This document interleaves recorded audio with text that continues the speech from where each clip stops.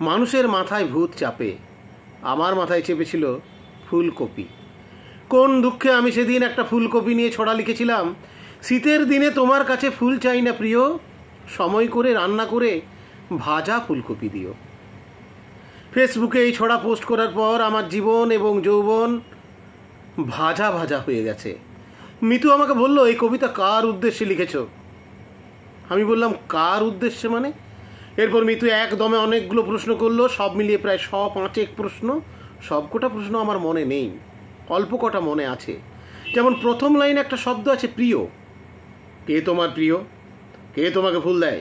কেন দেয়? কিভাবে দেয়? আর কি কি দেয়? কি কি দিতে বাকি রেখেছে? তাজা ফুল না প্লাস্টিক ফুল? কার কাছে তুমি এই শীতে ফুলের বদলে ফুলকপি চাইছো? এত কিছু থাকতে ফুলকপি চাইতে গেলে কেন? কাঁচা ফুলকপি না চেয়ে রান্না করা ফুলকপি চাইলে কেন? অন্য কোনো মেয়ে কেন তোমার জন্য ফুলকপি রাঁধবে? ঘরের রান্না মুখে রোচে না? ফুলকপি মানে কি সবুজ ফুলকপি, না এর কোনো গোপন মানে আছে? সারা জীবন ফুলকপিকে শখ মেটেনি, আর কত ফুলকপি চাও? কবে তোমার পেট ভরবে? বুড়ো হচ্ছ আর খিদে বাড়ছে না? রাস্তাঘাটে ফুলকপি চেয়ে বেড়াও।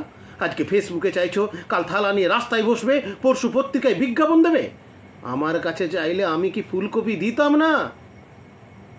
সর্বশেষ প্রশ্নটাই ছিল বড় নির্মম, তোমার এত লোভ কেন? আমি কোনো প্রশ্নের উত্তর গুছিয়ে দিতে পারিনি, ফলে আমার জীবন হয়ে গেছে ফুলকপিময়।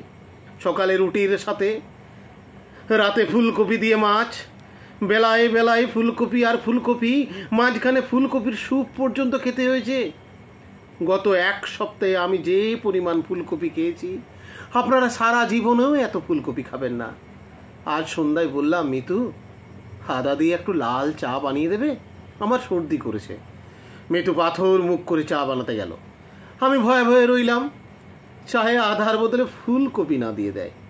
খানিক বাদে মিতু আদা দিয়ে চা করে নিয়ে এলো। গলাটা একটু কেমন করে বলল, খালি পেটে চা খাবে না, ফুলকপির বড়া ভেজেছি, ওটা খেয়ে তবে চা খাও। পুনশ্চ আরও একটা প্রশ্ন ছিল, এখন মনে পড়েছে, কি আছে ফুলকপিতে যা আমার নেই? বলেই কান্না। নমস্কার।